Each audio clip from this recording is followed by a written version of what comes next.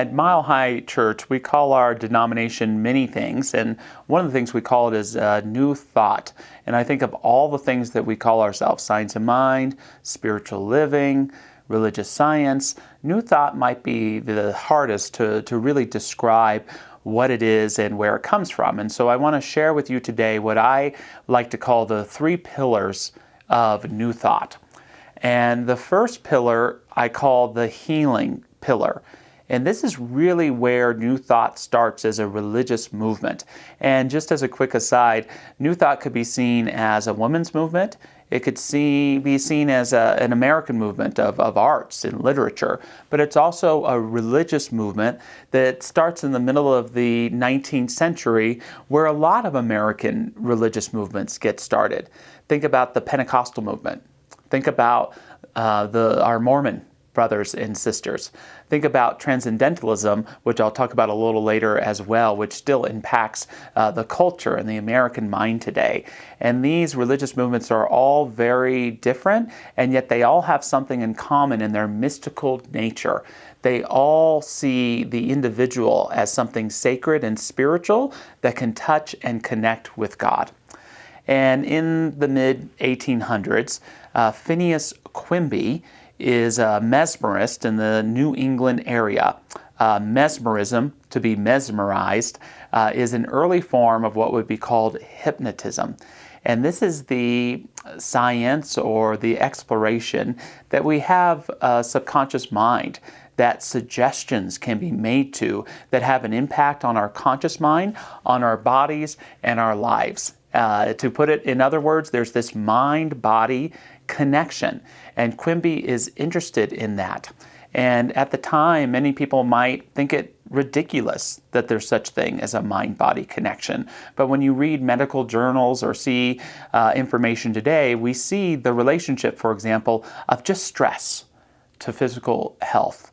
So a relationship has clearly been proven, and yet that doesn't mean for you that if you say a prayer you're going to heal your disease necessarily, although I would argue it can absolutely have a positive impact. And so Quimby is one of the first to take this idea of influencing our subjective mind and to combine it with the Christian belief of faith healing. And so if you could remember the spiritual truth, if you could have faith that God is healing you, then you could experience a real physical healing. And one of Quimby's students was a woman who would become Mary Baker Eddy and founded the Christian Science Church. And I would include Christian Science and New Thought. Many would not, but for me, they come out of the same movement. And Mary Baker Eddy, who saw herself a little bit more as a messianic figure. For a long time, she would deny even knowing Quimby, even though she experienced real healing in her work with him. She would start this Christian Science movement, and today we don't see Christian Science as a growing religious movement, but at that time many people saw it as overtaking perhaps even regular Christianity in America. Mark Twain famously railed against not the Christian Science philosophy, but against Mary Baker Eddy, because she was so rigid. She was so about herself in so many ways, and people who challenged her they felt how powerful she was. And it's important to recognize as well how much she, as the first female founder of religion, the impact that she had on women's rights and women's thinking. And so she was really a powerful and revolutionary figure. But not all the students of Quimby followed Mary Baker Eddy. One of them, named Warren Felt Evans, is more responsible for what I'll call bringing forth the philosophical thread of New Thought. And what he did is he began to take the philosophy of Ralph Waldo Emerson and combined it with Quimby's teachings. And this, in short, leads to Unity School of Christianity, divine science, religious science, which is a part of what Mile High Church is about. Ralph Waldo Emerson was probably, up to that time, the most influential American who wasn't a politician. He, in so many ways, was an articulator of what would become the American mind. this idea of self-reliance, this idea of the divine in nature, this idea of this genius of a universal mind that we all participate in and bring forth through the power and the greatness of our individuality.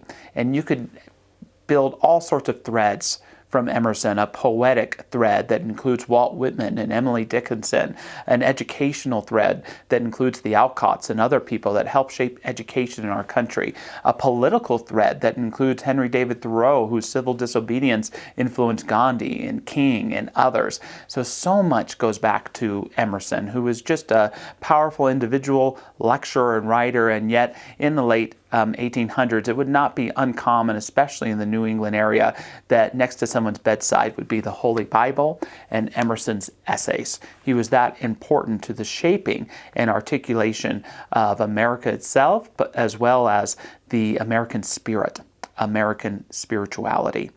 And so this philosophical thread is an important part of New Thought. Lastly, the third pillar of New Thought, I would call the interfaith pillar. This is the idea of what we call the golden thread. And so although so much of New Thought is based in Christianity and Quimby's Christianity, we over time have wanted to find the golden thread of similar teachings in all faiths. And in the early 1890s, there was the Chicago World's Fair. And this was also where the first Parliament of World Religions was held. And so we might say for the first time, many Americans or people in the Illinois area, they got to see a Buddhist, a Muslim, a Hindu. And you could probably imagine Americans not knowing a lot about these religions. It became very interesting to them, very exotic. Maybe there are spiritual truths unknown to us that we could start integrating into our lives. Or even more, what if there are similar truths in all these faiths that can help us build a super faith, something that brings all of humanity together? And it is at this time as well that the New Age movement really begins to take hold. The leader of this, we might say, was Helena Blavatsky, Madame Blavatsky as she was known. And what she did is she began to combine the spiritualism that was popular at the time, psychism, mediumship, and she began to combine it with not to be disrespectful, but kind of tokenistic aspects of world philosophy, of Buddhism and Hinduism. And she began to bring all of those together into her theosophy, which still exists today. But what was beautiful about it was this idea that we could integrate many different spiritual faiths. So although we have lots of mediums and psychics and people interested in that kind of thing in our New Thought teaching, what the pillar is for us is it's more about taking this healing thread, this philosophical thread, and combining it with this interest in other faith teachings to find the mystical truths that express themselves in all religions. So I invite you today to think about which of those pillars you might most identify with. Do you identify with this idea of healing through the power of your faith and of your mind, not just your body, but your relationships, your finances, and your way of being?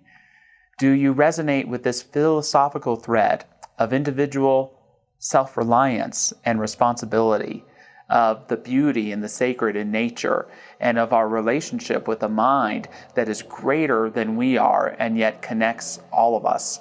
And do you identify with this interfaith thread that says you don't have to be of one faith to have spiritual realization, but that you can connect and strengthen your faith through exploring all the different spiritual languages of the incredible individuals that the divine has spoken through? Perhaps some have mistaken or misinterpreted the divine message, but it's available in all of our hearts. That, in short, is what New Thought is to me.